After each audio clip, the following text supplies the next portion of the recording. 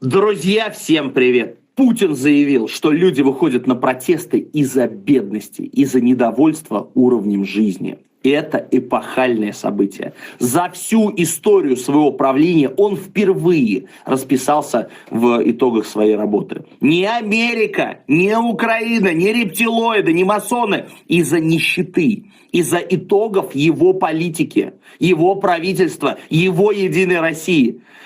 Ну, собственно, была закрытая встреча с главными редакторами средств массовой информации, на котором была дискуссия, ему задавали вопросы, ну, как вот он относится ко всем этим протестам, как вот он видит, да, развитие всего этого и что он собирается с этим делать.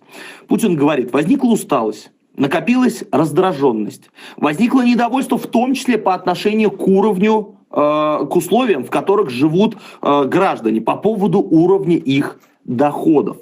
Иными словами, Путин говорит о том, что население нищает. И политика, которая проводит власть, только это усугубляет. Тема пенсионной реформы, тема увеличения налогов, повышения акцизов на бензин, подорожание тарифов ЖКХ. Все это в конечном итоге лежит в основе того, что люди хотят сменить власть. Люди выходят на протесты с требованием отставки власти. Вы представляете? Просто что сейчас сделал Путин? Ну и естественно, когда мы говорим о проблеме, ее нужно воспринимать вкупе целиком. И, конечно, вопрос одного благосостояния, именно доходов, здесь не может считаться единственным фактором. Помимо этого, речь идет о объективных условиях, которые люди также раздражают. И, конечно, это вопрос экологии. Вопрос сжигания мусора, например. Вопрос ввоз на территорию России ядерных отходов из Германии. Это не придает власти популярности, как мы с вами видим. Вопрос с Сибирью, да, который сегодня вырубают и задарма лес в Китай весь вывозят. Ну, конечно, очевидно, это каждого гражданина не обязательно жить в Сибири, чтобы по этому поводу возмущаться.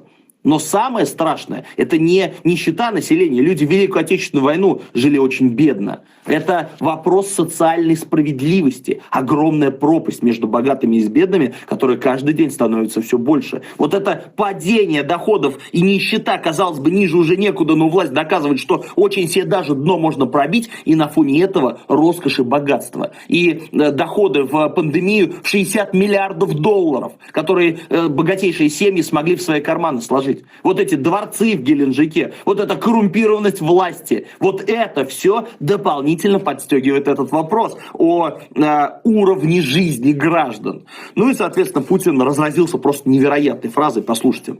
Он уверен, что жить стало хуже не только в России, но и во всем мире из-за коронавируса. И его очень раздражает, что об этом не говорят на митингах. То есть там мы должны с вами Киселева с Соловьевым включить, где будут рассказывать, Россия справилась с проблемами лучше, чем соседи. А вот на Украине, а вот в Америке, да нам наплевать, что происходит за границей России. Нас интересует действие и политика нашего правительства, нашего президента, которые плевать на нас хотели, им интересно, чем живут олигархи, и как у них будет уверенность в завтрашнем дне более перспективной для них. Ну и, соответственно, он говорит, что у нас у всех есть друзья, есть родственники, связи.